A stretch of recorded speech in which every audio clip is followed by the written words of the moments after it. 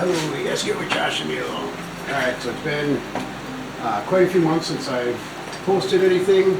All the stuff prior was more focused towards a specific group of investors I was working with, trying to get some granting, agricultural funding, these types of things for the prototype of the modular greenhouse system that I got. I've been working on it for the last couple of years, hired professionals for grants, and after having several conversations with like USDA and that type of stuff, I didn't get out to farm team yet, but I've been going through federal grants, I've been going through straight regular funding. I see all these stories on YouTube of people that get these great funds and this and that, but what I found is that the USDA doesn't really want innovative ideas, and they have a lot of red tape and limb picking that doesn't allow you to do anything really more than what's already been done. So if you want to innovate and create a new way of farming, they're really not going to fund you like that. So like the hydroponics is a lot of federal or independent funding. You're not going to see like USDA or Farm Team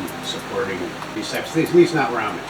I'm in Wisconsin by the Twin Cities, and there's just nothing like that. But it is what it is. And so at this point I wanted to be able to have some prototyping already going on out there in the field with one of the greenhouse systems.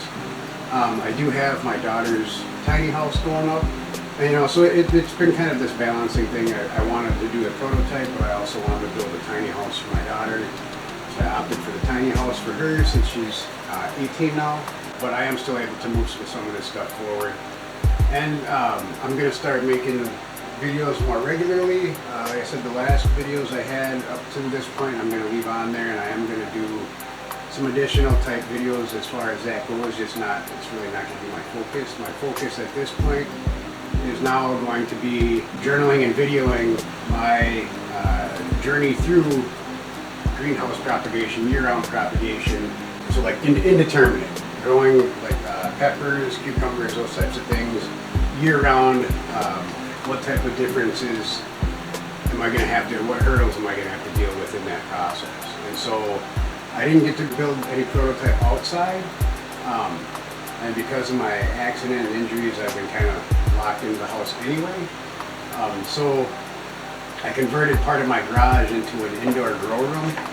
I have it set up incandescent and fluorescent lights. I don't have any LED. I'll do a video later on why that is and my choices in that. But for the meantime, like I said, I come from the side of traditional gardening, agronomy. So I have a big giant garden out in my yard that my wife and I have been, evolving over the years to try to understand, because we came from the inner city. We did urban farming and stuff, but it's more of information, educational versus trying to provide for yourself. Typical gardening is there's a lot of things that I never had to deal with as far as like hydroponics. I did go to school for indoor propagation, but that was mostly for dirt inside of greenhouses rather than troughs or drip hydroponics or cracky hydroponics or any of these other things. And so it's been a major learning curve for me over the last 5-6 years here. Even this garage, I wish I would have done some before and after videos. This space that I have here is created with throw canvases, 9 by 12 to create this room. And outside of this space was not a hoarder, but pretty close to it, just piles of stuff without any real home for it. So for since I made the last videos till now, I've been focusing on getting my garage to a place where I can use it and have it organized and all that. So I got a bunch of shelves, I got a bunch of equipment. Again, like I said, so my videos that I'm going to be doing from here out are going to be focused more on like the microgreens. I got a kit for growing sprouts, for growing microgreens. I got cracky set up. I got drip hydroponics. I got dirt. And so some of these things are simple things that I've done plenty of times, grafting and cloning and all that type of stuff. I don't really necessarily need to do that with any of the stuff I'm doing now.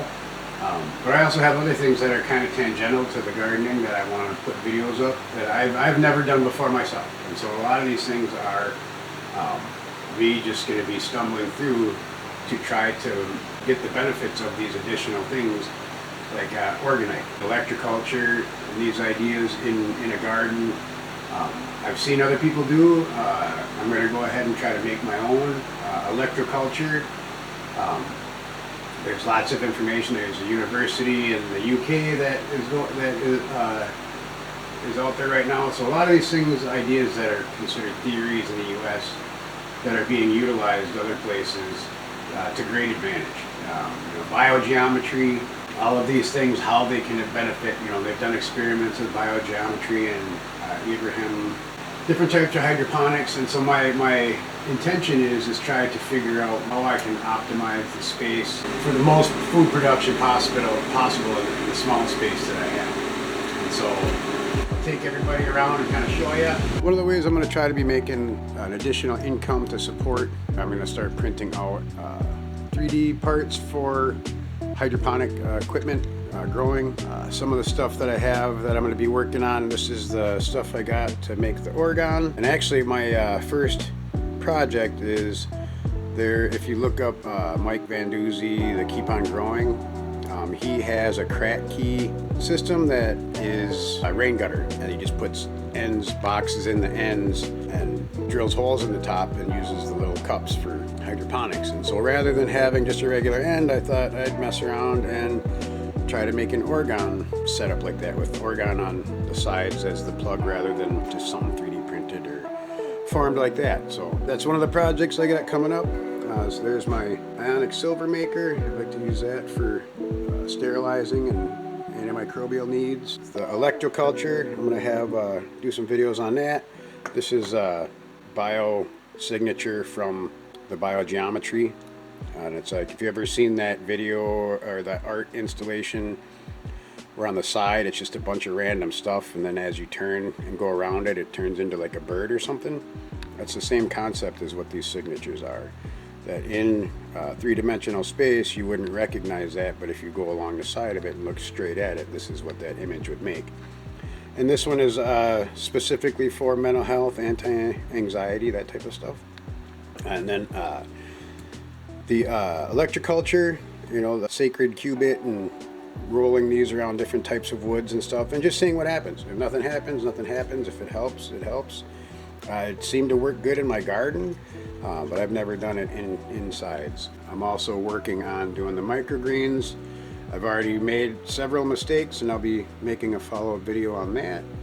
Infusing my own oils and medicines, and pain relievers and laundry detergents and all that. So we make borax and washing soda, and try to buy everything in bulk. Been doing canning, my wife and I and family, doing like spaghetti sauces and salsas and all that kind of good stuff. So here's some of our canning.